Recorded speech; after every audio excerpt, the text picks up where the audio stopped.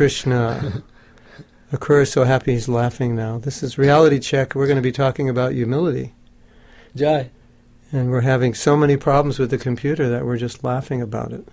Yeah, it's there. And it's actually working. It doesn't always work when we record. We don't know why.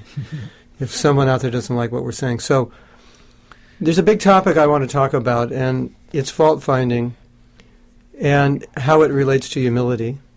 And the reason I want to talk about it is because Prabhupada has written that if we follow all the principles of Krishna consciousness, we will become Krishna conscious in this life. But he made a disclaimer in which he said, if you follow these principles, 4 regular principles, chanting 16 rounds, serve the Vaishnavas, etc., serve your Guru, and do not offend devotees, you will become Krishna conscious. So that's a big thing, because basically he's saying that can nullify all the positive you do. And so one of the questions I have asked myself, or I've wondered about, which I think is an important question we all need to look at, is why do we become critical of other devotees? Because I thought, well, if I understand why, what's the cause, what's the root, then perhaps there's a chance I can stop doing it.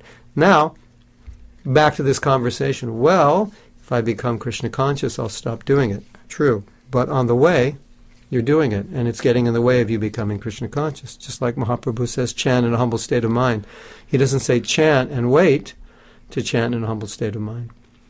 So part of the discussion is also just to define what humility is. And then I came across this wonderful statement by Srila Bhaktisiddhanta Saraswati Thakur, who said, until we begin to look at our own faults, we'll not stop looking at the faults of others. And I read this, I said, wow, this is really this was the answer I was looking for, because he's explaining the cause, that we are afraid, or not we, our false ego is afraid to look at what's wrong with ourselves, and therefore, I mean, it's such difficult work to admit I've got deficiencies, especially if they're big. And it's hard to acknowledge that they're there, or often difficult to acknowledge that they're there. But rather, it's easier to see it in others, or our inclination is to see it in others rather than see it in ourselves. And then Bhaktivinoda Thakur said, because I'm so honeycombed with faults, then I see the faults of others. So in the realm of psychology, they say exactly that. If something about somebody bothers you, it's because you have that, and you're not admitting, you're not acknowledging, you're not accepting it. Or they say, if you spot it, you got it. Now, every time you see it in another person, particularly if it really bothers you, that means you actually have that problem, and you're not acknowledging it, and you're not okay with it, and you're not working with it. I have a friend who is an executive coach, and his whole work is around behavior and around helping successful leaders become even more successful. And the way he helps them is that he takes feedback from their peers, superiors, and subordinates, and it's a very comprehensive. It's 360-degree feedback, and then goes back to them. It's a confidential feedback. Goes back to them and asks them to pick one thing they want to change. And basically what he's helping them with is to become more humble, because successful people, intelligent people, tend to be proud. Because they're in a higher position than other people. Yeah, so they have achieved a lot. So they think they're better, naturally. Yeah. So it's even more difficult for them. The more, in a sense, the more qualified we are, the more intelligent we are, the more talented we are, the more difficult it can be for us to be humble. So he charges $20 if you say but, no, or however. So each time you say it, you have to pay $20. Yeah, and on top of his fees, his consulting fees. So he's training these top CEOs of huge companies to, for example, take feedback without saying anything, without saying I agree, I disagree, being defensive. Just listen. If you're if you're really into it, make notes and say thank you. That's all. Painful for some people, I imagine. Probably. Well, the thing that I've also been noticing within our Vaishnava, I don't want to say philosophy, but for lack of a better word, I will say philosophy. If you look at the attitudes, if you study the attitudes of advanced Vaishnavas, it's really directly opposite of what I was saying about this fear of looking inside into the what some people call the shadow, the dark side. It's actually the opposite. It's a total openness to look at it. Because you'll often see a lot of times an advanced devotee, for example, may be asked to speak in the assembly of other advanced devotees, and he might say something like, I'm honored, I don't feel qualified, I'm in the association of more advanced people, but still I ask your blessings. So it's kind of a mode of operandus where an advanced devotee operates in that mood of, I'm not really qualified because I'm looking at those the impurities within me that I need to work on. I mean, that's the process of bhakti. And I was reading something really funny. It said Duryodhana was so proud that he wouldn't eat the remnants of anyone's food. He wouldn't even eat his own remnants. So for example, if they gave him some preparation, they would put it in a number of bowls. So he'd take a spoonful from each bowl, but he wouldn't take a second spoonful from the same bowl because then he'd be eating his own remnants. So he'd take one spoonful from each bowl. And then it said he was so proud he didn't want anything above him, so he wouldn't even carry an umbrella because that would be higher than him. Wow. So you see the attitude of the non-devotee or materialist or the asura, as we say. They're very reluctant to look at their dark side. Whereas the devotee is supposed to be very open, not only open, but that's what his life is about, purification. Willingly looking at the dark side. Mm-hmm. And that's what, then if we study what humility means, according to Mahaprabhu, he's not saying that humility means to find out what's wrong with other people. So I'm lower than a blade of grass. Well, how could I think myself lower than a blade of grass unless I connect with that side of me or those things about me that need improvement? Sometimes, I don't know if you've ever heard this statement. It said, humility means reality. Because the reality is that we are dirty. But when there's no humility, pride comes, and then we think we're something we're not. We think we're better than what we are.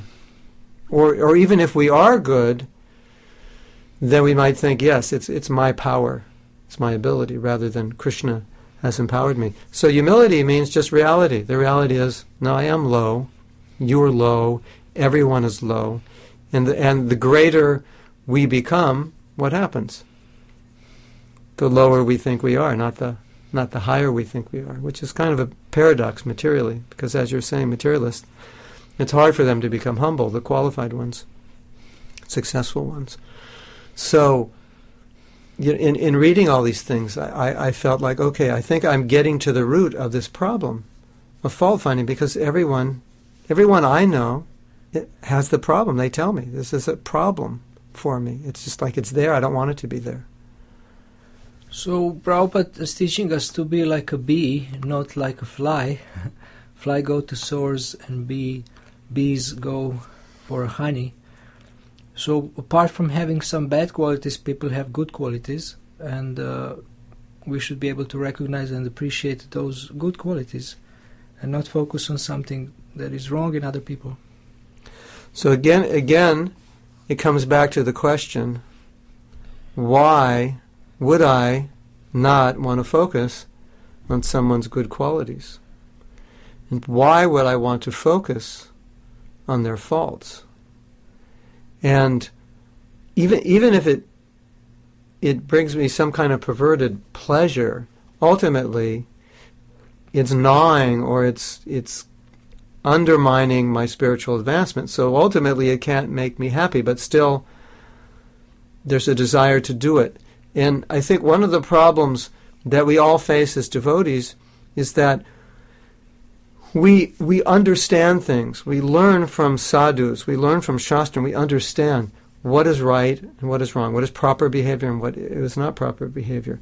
But we don't always feel like acting that way. It doesn't have an emotional charge to it. It's just like, oh, I know I should do this. But on the other hand, I don't feel like doing it. I know I should go out and help people. I should be compassionate. But I don't feel like it. I know I should not find fault, or I know I should honor devotees. But I don't feel like it. So unless it comes to the point of feeling, then how long can you continue just intellectually?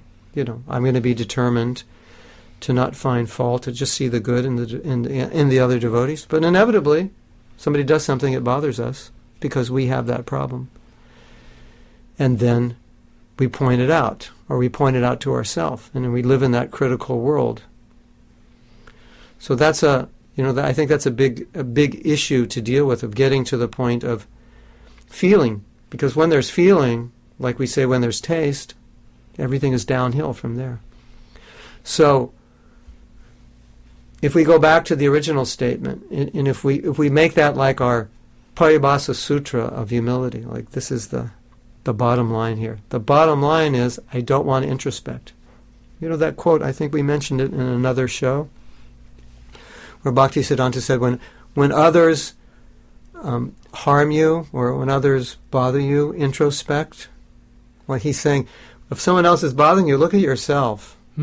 Instead of, no one can harm you unless you allow them to harm you. So I think he's saying the same thing. And he really put out, it seems from the writings that I've read of his, it really seems that he put out a lot on this topic of humility. He really got into it and spoke about it a lot, particularly in regards to introspection. Look at yourself. Look at what's wrong with you. And so some listeners may say, well, why are you guys talking about this? Why are you Prabhu's talking about this? Because it seems like your other discussions have been like more in terms of how to get from point A to point B, and this seems to be a very internal thing. But I find this to be a major stumbling block in our spiritual progress. How can you not see faults? Because, especially people who are intelligent, they're very perceptive, so they can see everything. And like when intelligent people come to our movement, they immediately see, oh, this is bad in the management, oh, this preacher is proud, or he's self-righteous, and things like that. So how can you not see faults? You're not blind.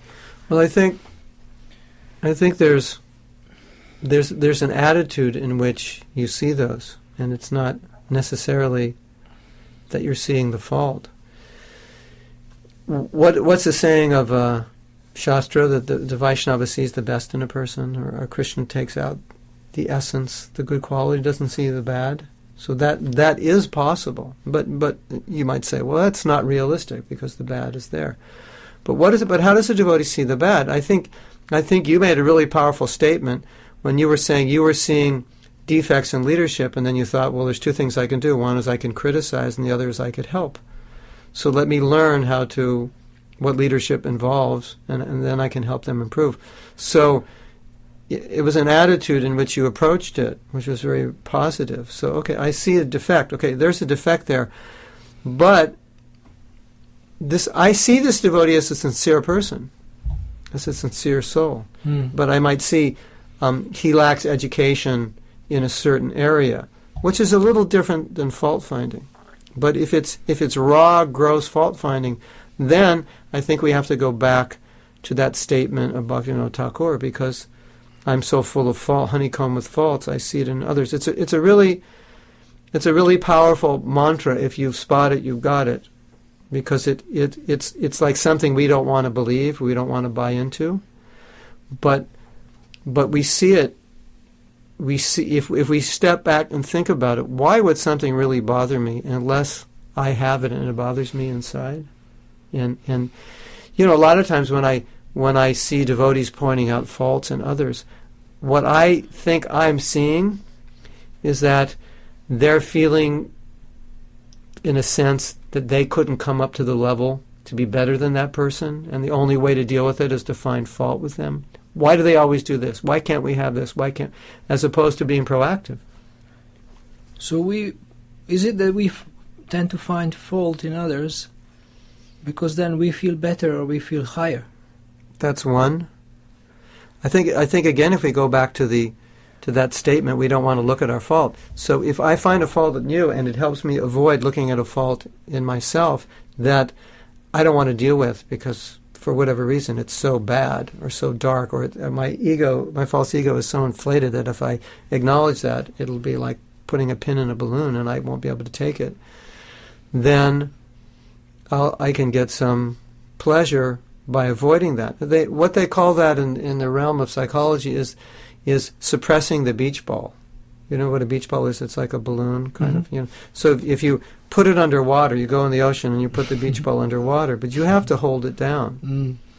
So it takes a lot of energy to hold down. So one of the reasons I wanted to discuss this topic was to help devotees realize that if you're not dealing with your faults and you're suppressing them, which means you're not acknowledging them, you're not allowing them to come to the surface, they stay within your subconscious or your unconscious mind. Number one, they'll play out in your life. And number two, you're putting out a lot of energy to hold the beach ball down. So one of the main reasons I wanted to talk about that is to show devotees that's a waste of energy.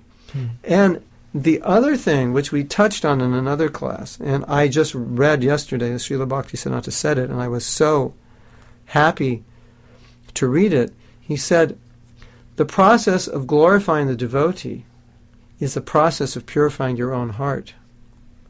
So it's not just, like we could say, it's not just something we should do, but it's actually a process of purification. It's when he said it's one of the most powerful processes of purification. Wow. So that being said, if we have the opportunity to either see the good or see the bad, we're really harming ourselves tremendously by not taking the opportunity to be amanina manadena, without false prestige for myself, and then offering respect to others. I mean, it's right there in that verse, everything we're talking about, without looking. I don't want people to look at me and say, oh, you're great. I want to look at others and find that they're good. Okay, like you're saying, maybe they have bad qualities, but I think it says a lot about us. What's standing out, the bad or the good? Does it mean everyone who has bad qualities doesn't have good qualities? No, obviously not. So you could focus on the bad and not see the good. So you can focus on the good, and then the bad's not such a problem. And then you go back to your mantra, well, I should focus on the bad in myself rather than focus on the bad in another person. Now, I know you're saying it, let's say the person's an authority and you see that they're upsetting the situation in a particular organization or temple and something needs to be dealt with. Again, I think it's how you approach that and your attitude. If, like, people ask me in the forgiveness course, how do you deal with someone who did some horrible act that and they need to be rectified for it or taken to court? And how can you forgive them and at the same time process them through the legal channels or whatever channels to bring them to justice? And in my reflection on that, I feel that ultimately you can't properly do it unless you forgive them, because if you forgive them, then your motive will not be vengeance. I'm taking you to court out of vengeance. No, I'm taking you to court because because what you've done is not safe for society, or you need to be rectified, and this can help you. So it's the heart of compassion. It's all the mood. So you can be critical in a proper mood, but it's not the same, and it doesn't have the same effect on you. It's out of your affection for the person. Would you say that not being defensive is a sign of humility? I would say that being defensive means that we're defending our false ego and our false image. And I want to tell you a story. It's a really nice story. And this comes from the Bible. And I don't know the exact verse. I think it's Psalms, but it's saying if somebody points out a fault in you, they're giving you a valuable jewel. So the person who was commenting on this said that he was working for a company, and he had an assignment, and he thought he did it really well, and it was going to take the company to another level.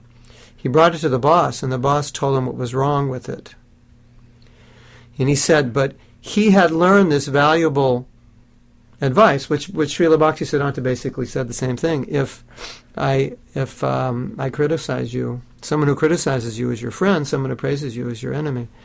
So I didn't fully understand it as well as I did until I read this story. So what happened was, this person had read this verse of the Bible, and he had understood it, and he had accepted it. So when his boss came back, he thought his boss was going to come back with praise. He said, this is what's wrong with what you did, and it's going to fail for these reasons, and you need to do this, that, and that, or understand this is wrong. He gave him, basically, he deflated his ego, but this person's ego did not deflate. He accepted it. But for another person, he would have been defensive, a person who didn't understand the principles. So anyway, he took the advice.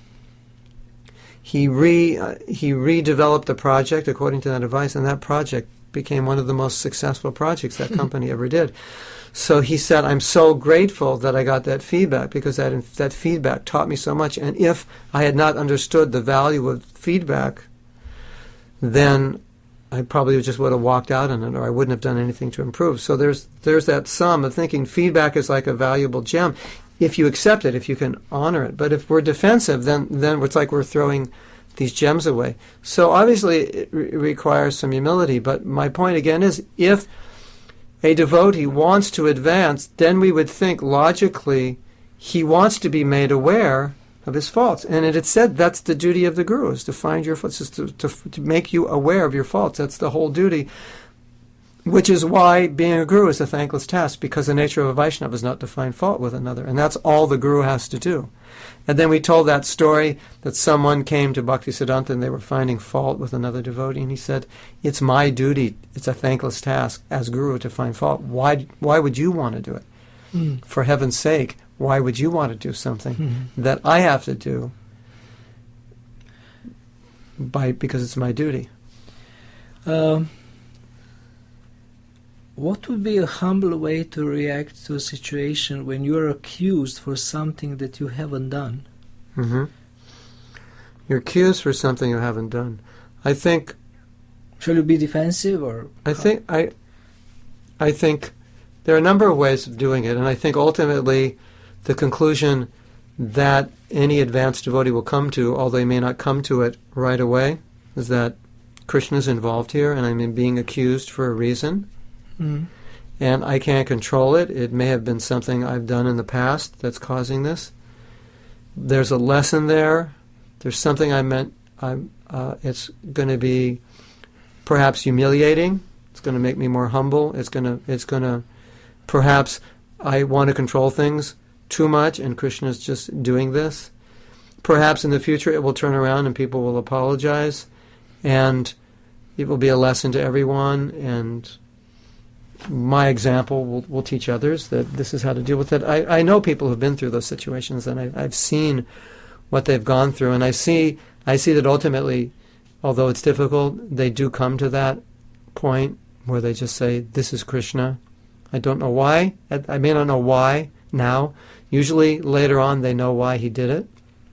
And with a lot of these people, they went through a lot of difficulties, and it ended up better. They ended up in a better position. They actually lost their position, their service, because of that. They were taken out of their service because they were falsely accused. And eventually they ended up in a better position. And they said, oh, I see, Krishna has taken me out. He had to do this to take me out of that service. So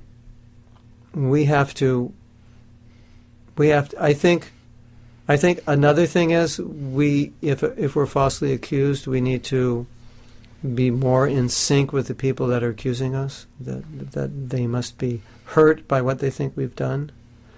They must think we're lying if we defend ourselves, and it takes a lot of the energy away from the hatred that the person has towards us if we sympathize, empathize with them. You think I've done this, you must be really hurt, you must be really angry with me, you must want to take me to justice, and you probably don't believe me, even if I tell you I didn't, and I don't know what else I can do, but if this is If you don't believe me, what can So we're taking the humble position, and I've seen also that one of the best ways we learn how to develop any quality is to see it in another, because it was pointed out to me that when you hear about a quality, it doesn't have the same effect as when you actually see it in the life of a person. Mm. So this one devotee told a story in which he went to see a very prominent guru, I believe in Vrindavan. I mean, he had thousands of followers. He was, very well known. And the devotee went to see him was a sannyasi, and when he got there, the guru got off his asana to greet him. He made sure he had water, had a nice seat. He was basically stopped everything. His disciples came to serve the sannyasi. So the sannyasi said, I heard about humility, I've studied about it, I've read about it. He said, but when I saw it, it actually changed my heart. So it goes back to that point that I'm making, is if you understand something, it's one thing, but if you feel it, it's another. And a lot of times when we see a person behave in a humble way, or in a way that they're not defensive or their ego is not fighting back, it actually touches our heart. And then we become so impressed by that, we think, I want to be like that person. And then the desire, that feeling and desire, the same thing, that feeling comes. Because if we don't have a feeling, a desire to be humble, we can intellectualize it. You could listen to this conversation every day for the rest of your life, unless there's some desire or you see it in a positive way. This is good. This is something I want to achieve. The false ego will just fight. It won't allow you. It'll try to kill you. If I remain quiet when I'm accused for something I haven't done, then people will continue to accuse me, and they will continue to get on my case and continue basically to torture me. Yeah. So, I mean, what you're describing, it could vary according to the severity of the abuse you're getting and the ramifications of it. And so I gave a very general answer, but I said, you can testify that you didn't do it. You can tell people they're making a mistake, and the ramifications of the mistake are going to hurt other people. And but still, at a certain point, when you see things are out of your control, what do? You have to acknowledge something's happening here, and something good will likely come out of it. But my understanding is, whatever situation we go through, we don't want to abandon our Vaishnava behavior and qualities, because there are many situations which it's so easy. I'll tell you a story, and I think this story is really kind of illustrates this point. Not entirely, but it's an example. I was reading yesterday, Gaur Govinda Maharaj was talking about Charlata. Charlata means simplicity. And Srila Bhaktisiddhanta also talks about devotee being simple, which includes not being pretentious, not pretending to be something you're not being duplicitous, not acting one way but internally being different, not being a cheater, which if you're pretentious and duplicitous would mean you tend to be a cheater. So he said a devotee should be Charlata, simple. So he told the story of this Digvijay, this scholar, who wanted to conquer all scholars and become the number one scholar. So Dig means all directions, and Vijay means victorious. So he wanted to be victorious in all directions. So we all know the story. He went to Rupa and Sanatan and said, I want to debate with you, and if I win, I want you to sign a paper saying that I defeated you. They said, no problem. We don't have to have the debate. We'll just sign the paper. So he was citing that as an example of simplicity. Now, just before that, a devotee wrote me an email and said he was on a train in India, and the conductor, at least appeared, was cheating him out of some money. And he got really angry with the conductor because the devotee said, I hate injustice. So he started yelling at him. And then the devotee said, I thought of you and thought of the things that you've taught me in the articles you've written, and I went back and I apologized to the conductor.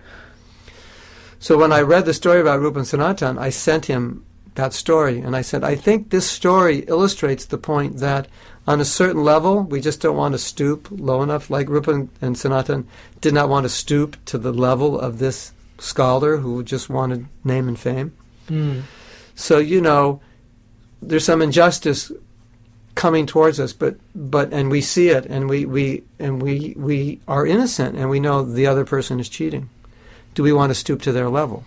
Or do we want to just be simple and say, whatever, yes. Or even, I'm not saying we should do this, but I could even see some advanced devotees saying, yes, whatever you say is true. Not even, because we don't want to go to that level, because my business is Krishna consciousness, and I don't want to be deviated from that. So I think that story is wonderful in illustrating how in material affairs, a lot of times I think what happens with devotees, we kind of compartmentalize Krishna consciousness. So with devotees I act a certain way, at the temple I act a certain way.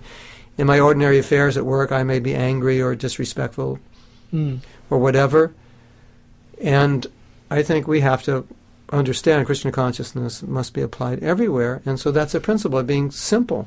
Just, don't get into things that are going to disturb your mind. It's not useful. It's not worth the time, it's not worth the energy. Just as we're saying, it's not worth the energy to maintain your false ego. It takes energy, and it just diverts you.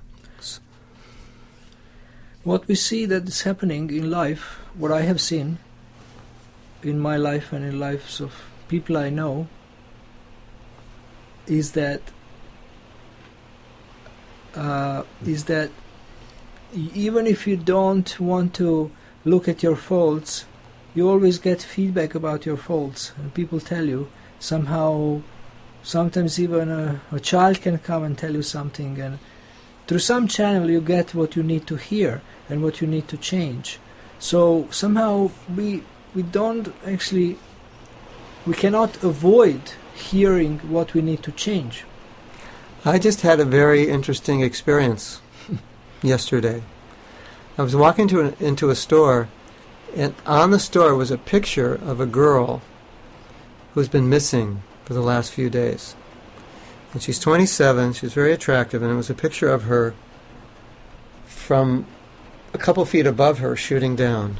And she had a shirt which kind of exposed her breast a little bit. And I was looking at this picture, and I was thinking, and it said she was last seen at the bar, and I was thinking, oh my God, her parents must be like in total anxiety now. And I was thinking, why did she go to the bar? Because I have a daughter, and I think kind of, what's going to happen to her in the future, and I'm thinking, and I'm looking at this picture, and I'm going, this girl is like, she's attractive, and she probably is intelligent and can be successful. Why is she hanging out at a bar alone, and what's going on, and what's happening with her parents? And as I was looking at the picture, this girl walked by me, walking into the store, and she said, stop looking down her dress, stop looking down her blouse. I just laughed. I go, well, maybe that's why I was looking at it, and I was thinking, no, actually, I'm thinking from the point of view of a parent, but maybe I was actually doing that. So so I just laughed at it, and I go, Krishna must be speaking through this girl. Say, Mahatma, don't look at these things. Or they say in the world of sexaholics, sometimes they look at, there may be a magazine or something around with a woman in underwear or a swimsuit or something. And it's like in the doctor's office or something, and they say jokingly, you look at the picture just to make sure that's the picture you're not supposed to look at. So I thought, well, maybe that's what I was doing. Maybe I was actually more attracted to this girl, and I just thought I was like looking from the point of view of a parent. But I've also been with my daughter, where she said amazing things to me, things that were going on in my mind, and she had no idea, but it was Krishna. She would just say something, and it was like the perfect thing. So I always remember that story from Psalms where the person saw so much value in the feedback they got, and his whole point was, when you get it, treat it like a valuable gem. Whenever that feedback comes, treat it like a valuable gem, because it's an opportunity to improve. And the whole process of bhakti is that we want to improve, and that's my whole point. If we want to improve, then we're willing to look at our faults. And if we really want to improve, why are we wasting energy looking at other people's faults? One way that we can work on improving ourselves by being proactive, taking initiative for this, is that we ask for feed forward. Opposite of feedback is feed forward. Instead of looking at what you have done wrong in the past, you can actually ask people, what can I do better in the future? So more or less it's the same thing, but it's just somehow maybe easier for the ego. And this one expert from whom I was learning, he developed the whole thing, how to, because he's dealing with people who have big egos, and then he developed this system of feed forward that give me 1 or 2 suggestions about certain issue for the future. And then I take it and I say, well, I'm going to do my best and then get back to you. Like if you tell me you have to be a better listener.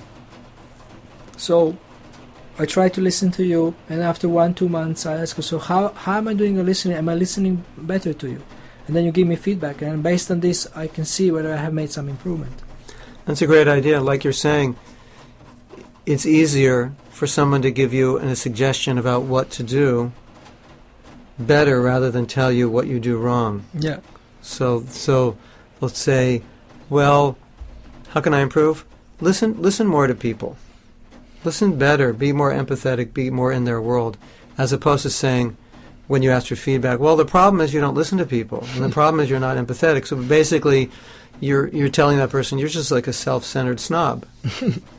So naturally, the person's going to be defensive. And plus, by telling them, you're telling them what to do, as opposed to telling what they're doing wrong, which doesn't necessarily tell them what they're doing. And you've made the decision yourself. So, okay, these are the things, areas in which I can improve. I decide what I want to work on.